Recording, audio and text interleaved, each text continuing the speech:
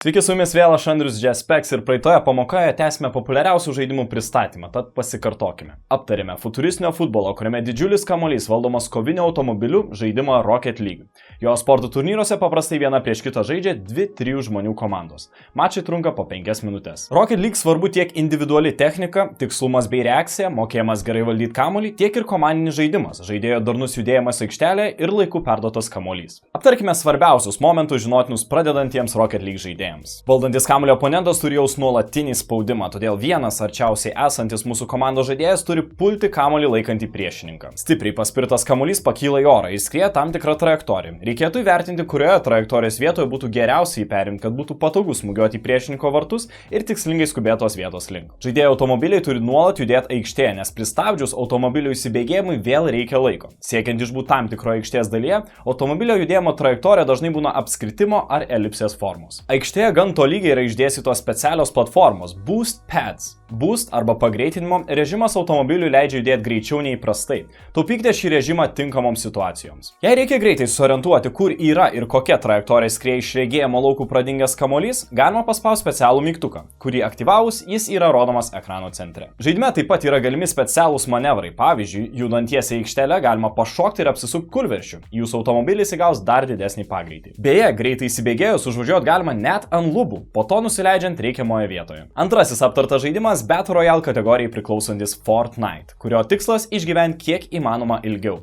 Fortnite vienu metu žaidimą pradeda 33 komandos po 3 žaidėjus, 50 komandų po 2 žaidėjus ar net 100 žaidėjų individualiai. Turnyruose žaidžiama keliais etapais. Kuo ilgiau pavyks išgyventi ir kuo daugiau priešininkų komandų nukenksmins, tuo daugiau balų įgaus etape. Po kelių etapų sureitingaus komandas pagal surinktą balų kiekį nustatoma turnyro laimėtojų lentelė. Žaidimas vyksta saloje. Čia galima atrasti didžiulį pasaulį, kalnus, vandens telkinius, pelkes ir medžių giraitės, kaimus ar ištisus miestus su daugiaaukščiais pastatais. Viskas prasideda iššokus iš virš salos skrendančio autobuso formos aparato. Įskleidę savo portatyvinį sklandytuvą, žaidėjai gali pasiekti bet kurią jos vietą. Praėjus vos kelioms minutėms nuo žaidimo pradžios prasideda audra, štormas, kurio viduje atsidūrę žaidėjai ima silpti.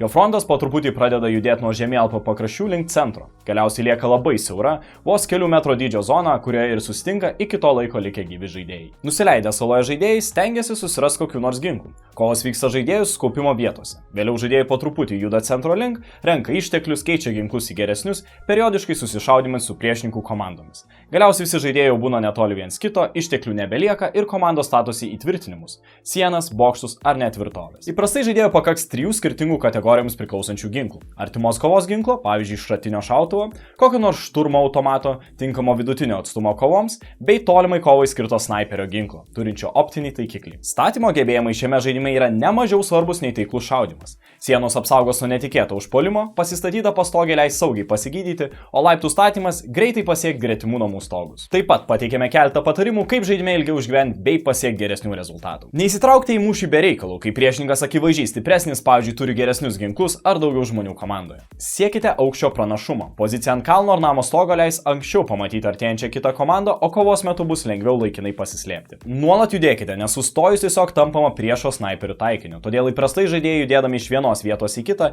ne tik bėga, bet ir šokinėja bėgimo metu. Netriukšmaukite be reikalo. Garsas, o tuo labiau šaudimas gali pritraukti jums nereikalingą netoliese esančio priešo dėmesį. Nebūkite per daug godus. Jeigu pamatysite, kad vienoje vietoje guli daug gerų dalykų, būkite budrus, tai gali būti pasala. Galvokite apie atsitraukimo kelius. Visada mąstykite, kokia kryptimi būtų galima saugiai pasitraukti. Taigi, pasikartojame, apie ką kalbėjome praeitoje pamokoje. Jeigu aptartos Rocket League strategijos bei taktikos yra pakankamai unikalios, kaip ir pats žaidimas, tai Fortnite žaidimo principai, pavyzdžiui, nuolatinis judėjimas, galvojimas apie atsitraukimo kelius, tylos režimo laikymasis, galio žaidžiant ir kitas šaudyklės. Sėkmės!